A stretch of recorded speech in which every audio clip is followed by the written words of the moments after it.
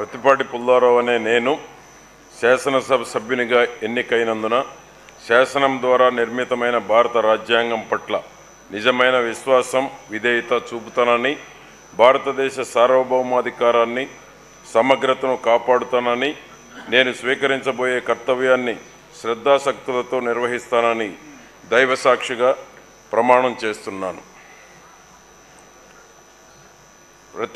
ఆంధ్రప్రదేశ్ శాసనసభ సభ్యుడినైన ప్రతిపాటి పుల్లారావు అనే నేను సభ నియమాలకు కట్టుబడి ఉంటానని, వాటిని అనుసరిస్తానని, సభా మర్యాదలను పాటిస్తానని, సాంప్రదాయాలను గౌరవిస్తానని దైవసాక్షిగా ప్రమాణం చేస్తున్నాను.